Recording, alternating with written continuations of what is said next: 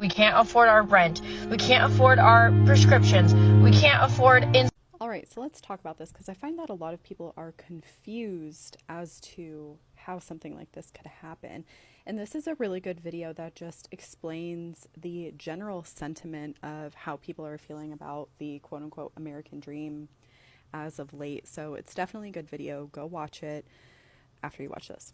So I find what's typically missing from this conversation is people not realizing that everything that's being described, the increasing cost of living, how wages aren't keeping up with the cost of living increases, what they're essentially describing is a consolidation of wealth. And what people aren't understanding is that is literally how our currency is built. If you pay attention, throughout every economic cycle, this happens to a greater and greater intensity because our currency is inherently inflationary. Our currency is literally always going to lose value over time because that is the nature of a fiat currency.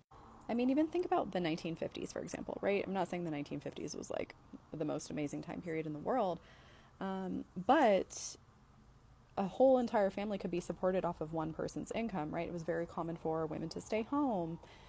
Again, not necessarily saying that that didn't have its disadvantages, but things were also much more expensive back then. You know, things like furniture. We didn't have as many consumables back then, right? Now we consume much more. We have more products in our house. We throw away more things. You know, credit didn't really exist. Credit cards didn't really exist by that point yet.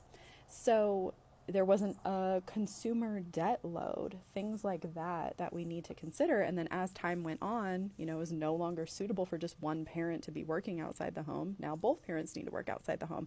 And now some, you know, from what a lot of people in this video are saying, it could be two young people with no kids. They don't have a house. They don't really own anything, and they still can't afford to pay for their bills. So think about the progression of what's happened in, you know, just 70 plus years.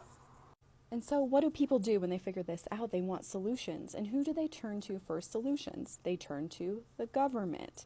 And now the government has been swollen and is so completely inflated to the point that I think the government's like 40% or something like that of our GDP. The government is bigger than it's ever been. And look at what is still happening to the transfer of wealth, how wealth is being transferred from the people into these large multinational corporations like BlackRock and Vanguard. I'm running out of time here, but the essence of this is how our currency is built. Start to notice the patterns of how the currency operates, and you'll feel a little bit more ahead of the game.